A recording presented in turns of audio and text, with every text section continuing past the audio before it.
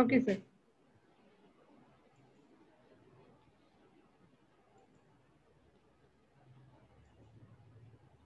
Right.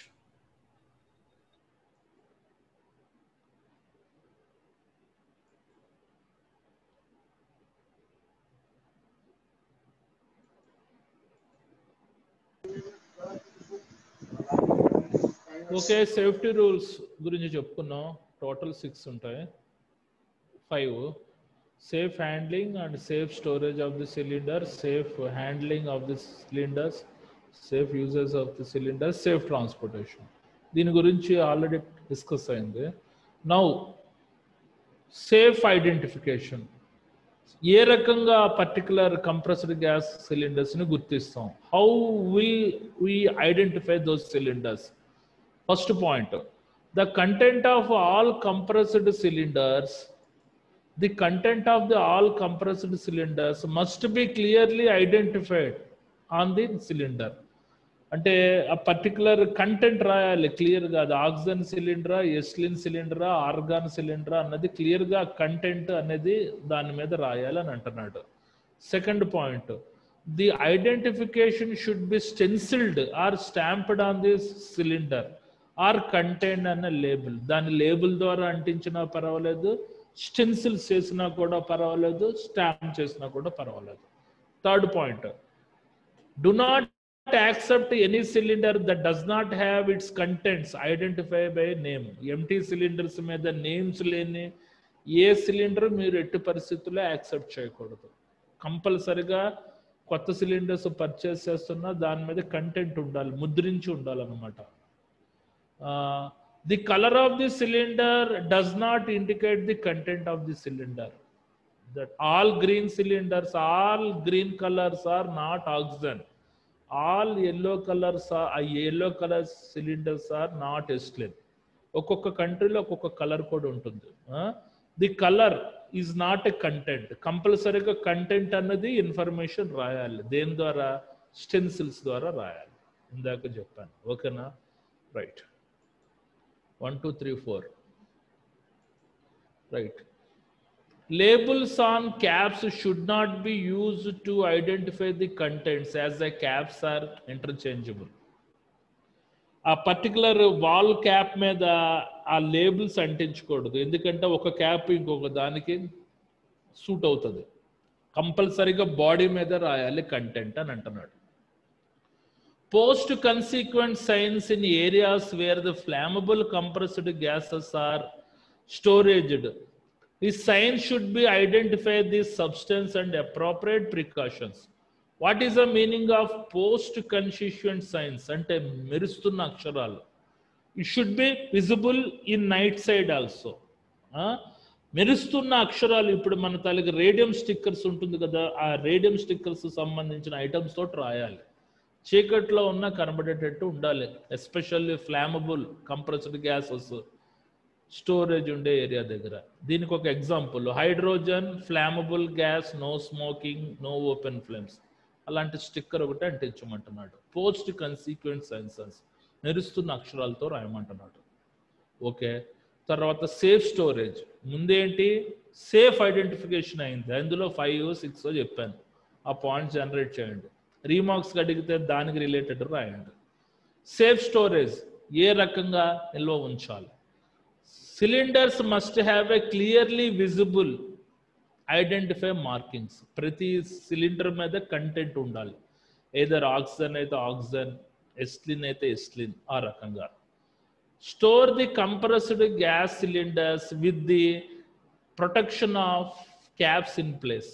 కంపల్సరీగా wall cap ఉండాలి దానికి. అంటే పైన వాల్కి వాల్ క్యాప్ బిగించి పెడతారు.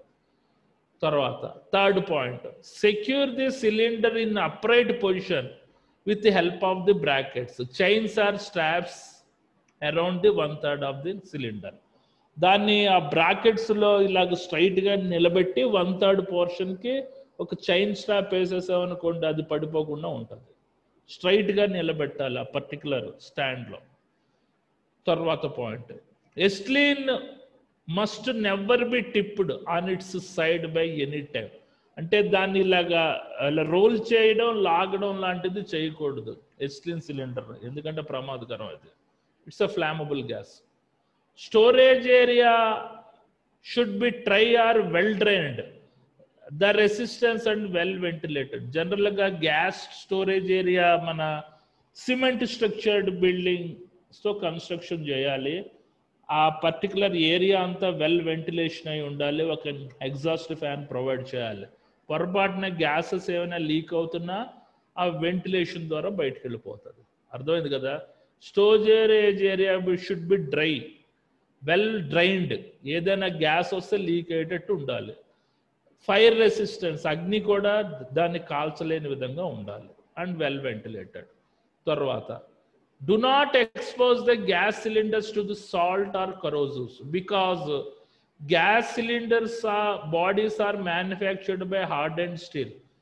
So this salt is the corrosive items. అలా సాల్ట్ ఉన్న దగ్గర కానీ మీరు పెట్టారనుకోండి, ఇట్ విల్ అట్రాక్ట్, దాని గ్యాస్ సిలిండర్ యొక్క బాడీ కరోజ్ అయ్యే అవకాశం ఉంది, అంటే తుప్పు పట్టే అవకాశం ఉంది. Do not keep the cylinders in public hallways and evacuation path.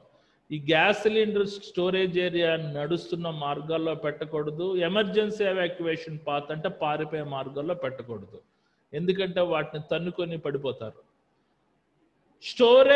Store empty cylinders apart from the charged cylinders and label them so that they are distinguished. All charged ఎస్టిలిన్ cylinders ఒక దగ్గర, all empty ఎస్టిలిన్ cylinders అని ఒక ర్యాక్లో, all charged oxygen cylinders ఒక ర్యాక్లో, all charged empty cylinders అన్ని ఒక ర్యాక్లో.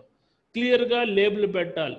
Charged cylinders, empty cylinders, ఆ రకంగా.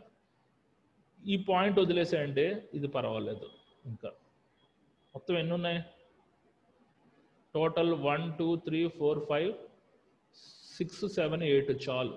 8 points రాసా చాలు. ఓకేనా? తర్వాత సేఫ్ హ్యాండ్లింగ్. సేఫ్ హ్యాండ్లింగ్ అంటే ఏ రకంగా నిర్వహించాలి, ఇది third point.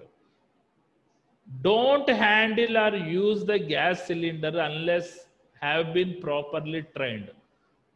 when you are supposed to use the gas cylinders, that person should be competent. అంటే సపోజ్ ఒక గ్యాస్ కటర్ ఉన్నాడు, ఒక గ్యాస్ వెల్డర్ ఉన్నాడు, వాడికి ఆక్సిజన్ తోటి మనకి రెగ్యులేటర్లు ఎలా బిగించుకోవాలి, ఎలా విప్పాలి, ఎంత టైట్ చేయాలి అన్న విషయాలు తెలియాలి. ఆ పర్టికులర్ వాల్కి ఆ రెగ్యులేటర్ బిగించినప్పుడు కొద్దిగా లూజ్ కాంటాక్ట్ అయినా అది ఆపరేషన్లో గ్యాస్ లీక్ అయ్యే అవకాశం ఉంది. కాబట్టి the person should be competent while handling this type of cylinders. Never transport gas cylinder with a regulator in place. మీకు రెగ్యులేటర్ అంటే తెలియదు కదా, చూపెడతాను చూడండి. ఇక్కడ చూడండి, దీనికి రెగ్యులేటర్స్ ఉన్నాయి. వాల్ క్యాప్ బిగించాలి. ఇక్కడ చూడండి, ఇది రెగ్యులేటర్. ఇక్కడ చూడండి, రెగ్యులేటర్ పెట్టేసి వదిలేశాడు. అలాగ ఉండకూడదు.